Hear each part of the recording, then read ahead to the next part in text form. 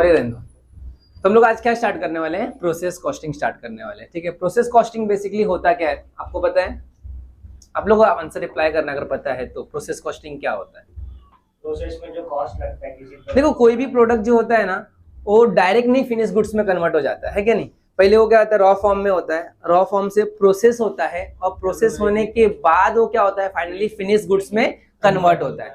For example ले लो coconut oil, पता ना आपको कोकोनट ऑयल, पैराशूट जिसको हम लोग कहते हैं। अभी वो डायरेक्ट ऐसा तो नहीं नारियल तोड़ के लाया और उसमें सर पे लगा लिया, क्या करते हैं उसको, मतलब उसके प्रोसेस करते हैं। प्रोसेस मींस रॉ मटेरियल को फिनिश गुड्स में कन्वर्ट होने तक बहुत सारे अलग अलग स्टेज से क्या होता है, गुजरना पड़ता है, उसको हम लोग कहते हैं प्रोसेस। अब कॉस्टिंग क्या है? कॉस्टिंग मतलब एक असर्टेन करना, फिक्स करना कॉस्ट। तो प्रोसेस कॉस्टिंग बेसिकली है क्या, ascertain the cost of product of each stage of manufacturing where material is passed through the various operation to obtain a final product. For example देखो मैंने बोला coconut oil ना, oil की बात किया, तब ये ऑयल कहाँ से, देखो फर्स्ट प्रोसेस होगा, सेकंड प्रोसेस होगा और फिर थर्ड प्रोसेस होगा। फर्स्ट प्रोसेस में क्या होगा, नारियल को तोड़ के लाएंगे है ना, इसको स्टोर करेंगे, ड्राई करेंगे, फर्स्ट प्रोसेस हो गया। तो फर्स्ट प्रोसेस से फिर हाँ क्या मिलेगा अपने को, नारियल मिलेगा, खोपरा मिलेगा जिसको हम लोग कहते हैं मराठी। अब वो सेकंड प्रोसेस में आएगा तो वहां पे क्रशिंग होगा, कच्चा ऑयल निकालेंगे उसके अंदर से, है ना, तो सेकंड प्रोसेस हो गया। फिर वहां से निकलेगा थर्ड प्रोसेस में आएगा तो रिफाइनिंग प्रोसेस होगा, पैकेजिंग वगैरह होगा। तो ये तीनों में क्या हो रहा है, अलग अलग प्रोसेस, मतलब एक प्रोडक्ट को, रॉ मटेरियल को फिनिश गुड्स में कन्वर्ट होने तक अलग अलग प्रोसेस से क्या होना पड़ा, पास आउट होना पड़ा, गुजरना पड़ा। अब देखो हमने अज्यूम किया है कि एक पर्टिकुलर ऑयल मतलब पैराशूट ऑयल को बनाने के लिए हमारा टारगेट कितना है कि कॉस्ट ऑफ प्रोडक्शन कितना आएगा, 100 रुपीज आएगा। कितना आएगा, 100 रुपीज। अब मुझे यहां पहले प्रोसेस में ही लग रहा है कि 200 रुपया हो गया पर लीटर, क्या कॉस्ट ऑफ प्रोडक्शन। तो मुझे यहीं पे मुझे क्या करना पड़ेगा, अपना प्रोडक्शन रुकना पड़ेगा। क्यों? क्योंकि यहां आते आते मालूम पड़ा 400-500 हो गया। तो कॉस्ट अकाउंटेंट क्या करेगा, यहीं पे एनालाइज करेगा चीजों को कि कैसे मैं कॉस्ट को क्या कर सकूं, रिड्यूस कर सकूं, कम से कम कर सकूं। तो ये यहाँ पे वो डिसाइड करेगा कि मेरे को कॉस्ट को मिनिमाइज किस तरह करना है। तो प्रोसेस 1 में कॉस्ट को क्या करेगा, वो मिनिमाइज करेगा, अदरवाइज यहीं पे प्रोसेस को क्या करेगा, स्टॉप कर देगा। वापस से जो उसने प्लानिंग किया उसको वापस से रिकंस्ट्रक्ट करेगा, नया प्लान करेगा और फिर आगे क्या करेगा, वो प्रोसीड करेगा। क्योंकि अगर एक बार यहां से यहां पे आ गया और उसको मालूम नहीं पड़ा कि ये स्टेज पे कितना खर्चा हुआ है, उसको ये नहीं मालूम पड़ा कि सेकंड प्रोसेस पे कितना खर्चा हुआ है, उसको ये नहीं पता चला कि थर्ड प्रोसेस पे कितना, डायरेक्ट मालूम पड़ा फिनिश गुड्स कितना है, 600 रुपए पर लीटर आया, 600 रुपीज पर लीटर, और मार्केट में अजम्पशन कितना था हमारा, 100 रुपीज पर लीटर, तो लॉस मेकिंग हो जाएगा। तो हम प्रोसेस कॉस्टिंग इसलिए पढ़ते हैं ताकि हर स्टेज पे पता लगा सके कि हर स्टेज पे हमारा एक्सपेंसेस ओवरहेड कितना होने वाला है। अगर हमारा ओवरहेड ज्यादा होगा हम वहीं पे प्रोसेस को क्या कर देंगे, स्टॉप कर देंगे, एनालाइज करेंगे और रिड्यूस द वेस्टेज करेंगे। वेस्टेज में क्या रिड्यूस करेंगे, लेबर को देखेंगे, मटेरियल कहीं वेस्ट तो नहीं हो रहा है। अगर proper as per the plan चल रहा होगा तो प्रोसीड करेंगे। इसलिए हम क्या पढ़ते हैं, प्रोसेस कॉस्टिंग। हर स्टेज पे क्या करना, ईच स्टेज पे क्या करना, मैन्युफैक्चर जो हो रहा है उसको क्या करना, कॉस्टिंग को फिक्स करना कि इतने स्टेज पे इतना ही खर्चा होना चाहिए, इतने स्टेज पे इतना। जैसे घर में मम्मी पापा भी क्या करते हैं, डिसाइड करते हैं ना, एजुकेशन पे इतना खर्चा होना चाहिए, राशन पे इतना खर्चा होना चाहिए, ट्यूशन फीस पे इतना खर्चा होना चाहिए, मेडिकल पे इतना खर्चा होना चाहिए। ये क्या है, आपके घर वाले का भी प्रोसेस है ना कि इतना इनकम है तो हम हर स्टेज पे इतना इतना क्या करेंगे, खर्चा करें। तो ये हमारा प्रोसेस कॉस्टिंग। तो बेसिकली प्रोसेस कॉस्टिंग क्या है, असर्टेन करना मतलब फिक्स करना, कॉस्ट को क्या करना, फिक्स करना of each stage of the production, stage 1, stage 2, stage 3। Operation मतलब क्या, प्रोडक्शन, ऑपरेशन मींस प्रोडक्शन। अब जब हम ये प्रोसेस कॉस्टिंग पढ़ेंगे तो यहां पर अपने को ना 3 चीजें सुनने मिलेगी। एक होता है नॉर्मल लॉस। क्या होता है, normal loss.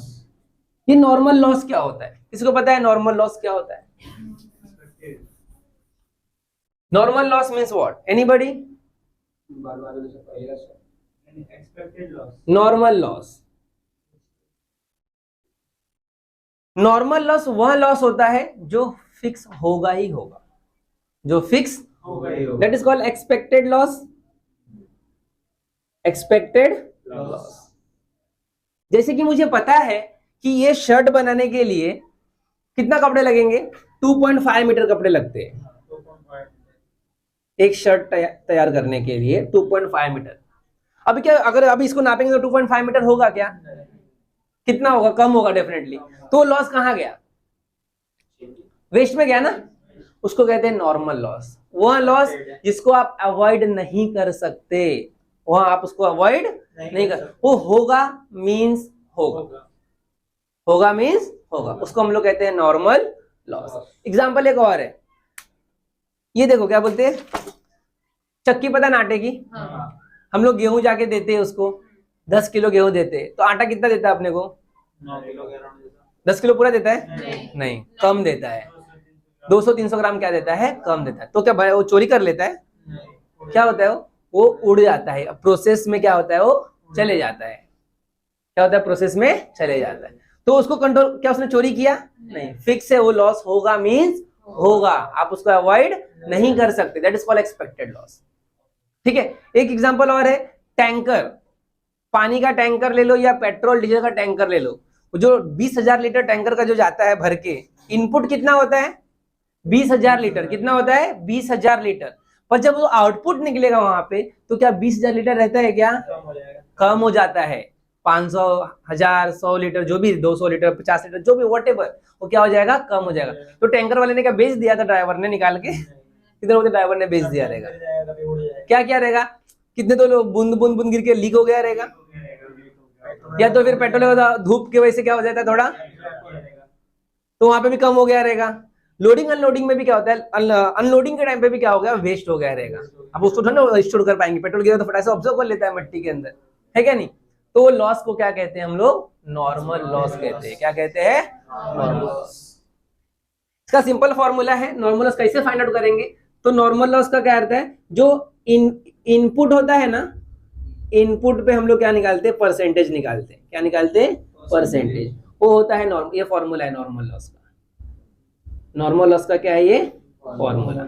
Input into percentage. Percentage आपको हमेशा क्वेश्चन में दिया होता है, कितना परसेंट नॉर्मल लॉस होने वाला है, वो हमेशा क्वेश्चन में क्या होता है? दिया होता है। उसको हम लोग कहते हैं नॉर्मल लॉस। समझा आपको नॉर्मल लॉस क्या है फाइनली? तो normal loss is also called as expected loss. क्या कह सकते हैं हम लोग? मतलब हमारा माइंड सेटअप है कि ये फिक्स होगा, मतलब होगा। इसके बाद हम लोग पढ़ेंगे सेकेंड, एबनॉर्मल लॉस। क्या पढ़ेंगे? Abnormal loss. अब ये एबनॉर्मल लॉस क्या होता है? Abnormal loss is called unexpected loss. Unexpected loss.